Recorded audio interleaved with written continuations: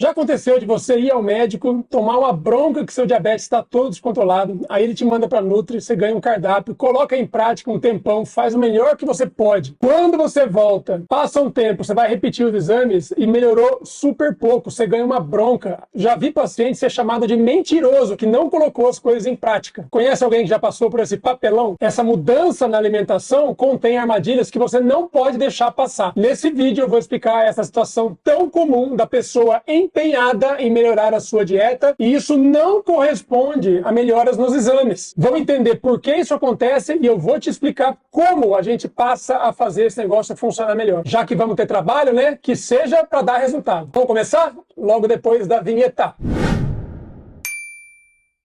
Muito bem, pessoal, quero falar com vocês hoje de um problema incrivelmente comum. Tem muita confusão acontecendo aqui na internet, nos consultórios por aí, e você não pode abrir mão dos resultados nos seus exames só por conta de confusão. Vamos entender esse negócio direito? Todo mundo quer manter o diabetes sob controle, certo? Afinal de contas, todo mundo já sabe o tamanho da encrenca que é manter o diabetes descontrolado. É aquela doença traiçoeira, não é? Hoje você não sente nada, parece que tá tudo bem, se você não fizer a fitinha, não dá nem para saber como é que anda a sua glicose, mas de repente no futuro, quando você menos espera, vem complicações horrorosas, que é muito difícil de tratar. Ou seja, a gente tem que manter a doença sob controle antes das complicações acontecerem. É nessa hora que muita gente cai. Primeiro porque acha que não vale a pena, afinal de contas não tá doendo nada, não tá sentindo nada, varre para debaixo do tapete e fala que tá tudo bem. E a segunda coisa é a pessoa que até começa a tentar melhorar as coisas, mas quando vai ver o resultado, não funciona do jeito que foi explicado. Aquela promessa de resultado não se concretiza e a pessoa desiste. É tanto murro em ponta de faca, é tanta cabeçada na parede que a pessoa simplesmente vai tocar a vida dela, ela acaba aceitando que diabetes é difícil mesmo e não tem jeito. Em nome dos seus rins, dos seus nervos, do seu coração, da sua velhice mais saudável, você não pode deixar isso acontecer. Para que você entenda onde as coisas dão errado, você precisa começar a imaginar que a glicose, quando sobe lá no seu sangue, ela veio de algum lugar. A origem de toda a glicose, pessoal, é comida. Um dia, aquele numerinho lá, os 200, 300, 400, entraram pela sua boca.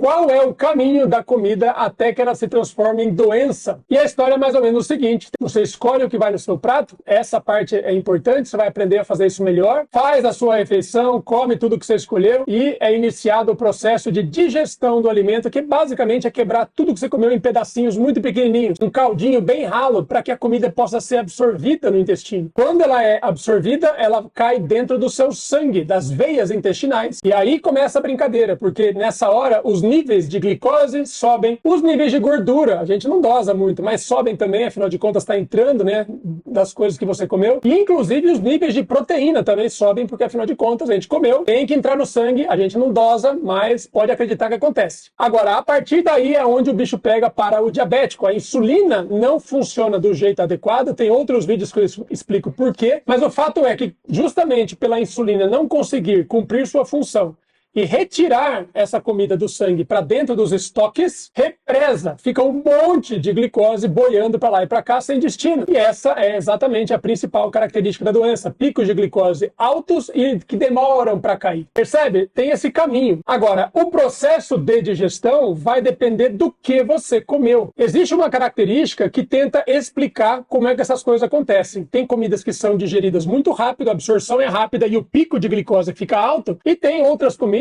que a digestão é mais lenta, vai entrando mais devagar e o pico vai ficando atenuado, não é tão alto, mas ele é mais arrastado. É o mesmo tanto de glicose, mas a velocidade da digestão faz o pico ficar mais fácil de ser manejado. Essa noção é chamada de índice glicêmico. É a velocidade que esse açúcar sai da sua boca, passa pelo seu estômago, seu intestino e vai parar no seu sangue. E é uma nota de 0 a 100. Adivinha quem leva o 100? Quem leva a nota maior de todas? É a glicose pura. Sabe quando você faz aquele teste da curva glicêmica e toma um xaropão de um açúcar diferente? Aquilo é glicose. Aquele é o açúcar que é digerido mais rápido de todos. Aliás, você vai ver, nem todos. Mas é um dos piores que tem, porque o pico é muito rápido e vai muito alto. Agora, não é aquele açúcar que a gente usa no dia a dia. Você sabe disso, né? Nós usamos o açúcar da cana de açúcar. Sabe como é que chama esse açúcar? É chamado de sacarose. É um açúcar um pouquinho diferente, porque ela é uma molécula de glicose grudadinha numa molécula de frutose. A sacarose sacarose, aliás, é muito comum em frutas e em outras coisas também. Não é só da cana, mas a gente purifica, faz pozinho dele a partir da rapadura, você vai lembrar disso, né? E nasce o açúcar refinado. Esse é o açúcar que a gente tem na mesa, que a indústria usa para adoçar as coisas que você gosta de comer. A sacarose purinha de colher, se você consumir, ela tem um índice glicêmico de 60. Lembra que a glicose pura é 100.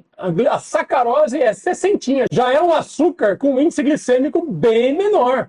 Mas alguém duvida que ele é capaz de causar estragos enormes? Não, né? Sempre que você vê um diabético consumindo comidas com açúcar, com sacarose, já dá para esperar um pico de glicose infinito lá no sangue? Certamente. Pois é, 60 de índice glicêmico não salva a lavoura. Cuidado, tá? Agora, o que pouca gente lembra é que a grande maioria das comidas que você tem na sua mesa tem um índice glicêmico muito parecido com o açúcar. Eu vou dar alguns exemplos aqui, mas espera que eu tenha uma conclusão para te falar desse negócio que é super importante. Vamos lá. Primeiro de tudo, aqui no Brasil não tem como falar de comida sem falar de arroz, né? Adivinha qual é o índice glicêmico do nosso arroz branco? 60. Igualzinho do açúcar. Idêntico ao do açúcar. Ou seja, para um diabético, se o açúcar é capaz de causar problemas, o que você pode imaginar do arroz branco? Não fica bravo comigo, eu tô te contando uma informação. Não fui eu que fiz o arroz assim. Eu tô tentando te ensinar para que você olhe para o arroz do jeito que ele merece. Ele é um açúcar capaz de causar problemas. Ponto. O que você vai fazer com essa informação é que são elas. E é isso que vai determinar o seu resultado. Lembra que o nosso amigo lá no começo do vídeo foi encaminhado para nutricionista? Lá na Nutri mandaram ele trocar o arroz branco pelo integral, porque tem mais fibras e faria uma baita diferença. Sabe qual é o índice glicêmico do arroz integral? É praticamente igual. É tão pouca fibra a mais e tão pouco carboidrato de menos que não muda nada. E não por acaso, quando você faz as fitinhas após trocar os arrozes do branco para o integral, não acontece nada. O índice glicêmico dos dois é praticamente o mesmo. Tem uma galera da metade de cima do Brasil que curte uma tapioquinha, não é verdade? Centro-Oeste, Nordeste, o Norte, claro que aqui no Sul também, mas lá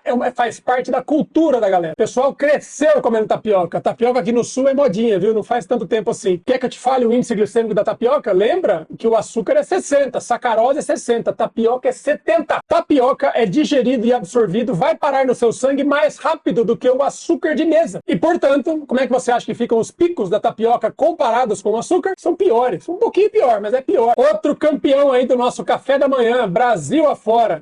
Pão francês, cacetinho. No sul do Brasil é cacetinho o nome disso. Como é que é o nome do pão francês aí pra vocês? Aquele pãozinho normal. Talvez eu fiz um vídeo e o pessoal mandou um monte de nomes locais assim, eu achei super engraçado. Mas enfim, voltando ao assunto, pão francês. 70 de índice glicêmico. Sobe mais que açúcar. E tem uma explicação para isso. Eu não sei se vocês querem saber, mas a estrutura do amido é mais simples, a digestão é mais simples do que a da própria sacarose. E uma outra explicação é o seguinte, lembra que eu falei que a sacarose é metade glicose, metade frutose? A frutose demora para virar glicose. Se é que vira. Então metade do açúcar da cana demora para virar glicose. Por isso que o índice glicêmico fica tão baixo. Mas no amido é glicose pura. Não sei se você sabia disso. Amido é glicose pura. Todos os grãos, todas as farinhas, todas as massas, tudo que é feito com farinha de trigo, farinha de arroz, farinha de batata, farinha de mandioca, é amido, branquinho, farinhento. Você pode esperar que as respostas vão ser todas parecidas, índice glicêmico de 60, 70. Até aqui só foi notícia ruim, né? Deixa eu te falar de uma boa. Tem certos grãos, tipo o feijão, a lentilha, a ervilha, que tem índice glicêmico bem menor. Por exemplo, o feijão é metade do arroz. Trintinha, bem baixo. E pelo aspecto dele você consegue imaginar, porque ele tem menos carboidrato e ele é bem cascudinho. A digestão dele é dificultada pela casca. Então você pode imaginar que a ervilha é assim, você pode imaginar que a lentilha também é assim. Por isso que são grãos um pouco melhores do que o arroz. Tem mais um grupinho que eu queria falar aqui sem falta para vocês, que é o grupo das frutas. E lá vou eu mexer no vespeiro, porque toda vez que eu falo de fruta vocês me xingam. Mas não adianta me xingar. É a natureza que fez. Vai brigar com quem fez lá, entendeu? Eu não tenho nada a ver com isso. Estou te contando como é que as coisas são. Mamãozinho. Mamãozinho delícia pro café da manhã, né? Mamão papaya, docinho, bem melequento, aquela pastinha facinho de engolir. 60. Igualzinho o açúcar. E a melancia, então? Aguada, que derrete na boca, bem adocicada. 72. Vai parar no seu sangue mais rápido do que o próprio açúcar. Banana. Banana é um pouquinho menos. 50. Quer dizer que é bom? quer dizer que é parecido com açúcar. Mas, de novo, para tentar aliviar aqui a minha barra, para não falar tão mal das frutas assim, sabe a banana verde que está na moda hoje em dia? 30 de índice glicêmico, bem baixinho, porque no amadurecer das frutas, uma das coisas que acontece é transformar fibras em açúcares. E a banana verde não fez isso direito, então ela tem menos açúcares, mais fibras e a digestão fica mais lenta. E para fechar, pessoal, eu quero que vocês prestem atenção nas embalagens de produtos industrializados. Porque tem um adoçante, pela lei é chamado de adoçante. Quando eu falo adoçante, geralmente a gente lembra daquelas gotinhas que não tem calorias, não tem açúcar nenhum. Mas pela lei brasileira, adoçante é qualquer coisa que adoça. E tá cheio de adoçante, bem docinho, com bastante caloria, que chega a ser pior do que a própria glicose. Acredita que tem açúcar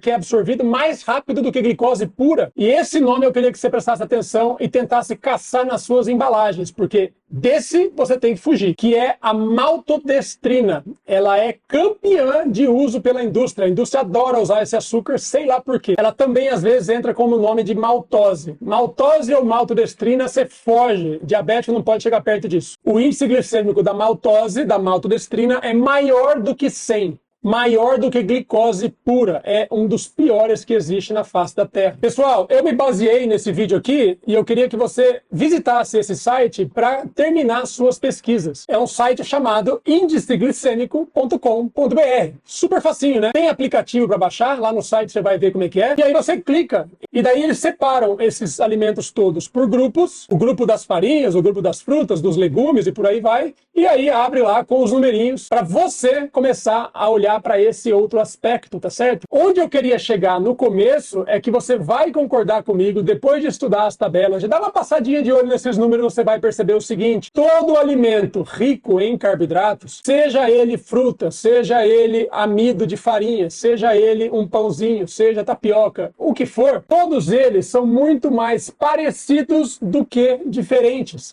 Não são milimetricamente iguais, mas são muito parecidos. Todos fazem subir a sua glicose muito parecido com a sacarose. Isso é uma informação muito importante para você. Eu sei que não é uma boa notícia. Eu sei que você não está gostando de escutar isso. Mas você percebe o tamanho da importância desse negócio? Para não tirar a sua esperança, eu quero que você pense o seguinte: já que toda comida é igual, ou quase igual, como é que eu posso me cuidar melhor? Repara que nesse vídeo eu falei muito da qualidade dos açúcares, que é muito parecida uma com as outras. Mas o que você tem total controle é na quantidade que vai no seu prato. Eu também falei isso lá no comecinho, no primeiro slide, lembra? Do caminho do nosso alimento lá para dentro, você é que faz o seu prato. Você consegue mudar essas curvas pela quantidade e pela ordem do alimento no prato. Sabe aquela história de colocar salada antes de comer o arroz e o feijão, por exemplo? Aquilo já ajuda. Mas um dia desse, você experimenta comer uma salada com um ovinho mexido lá no meio. Dá uma amortecida ainda maior, tá bom? Faz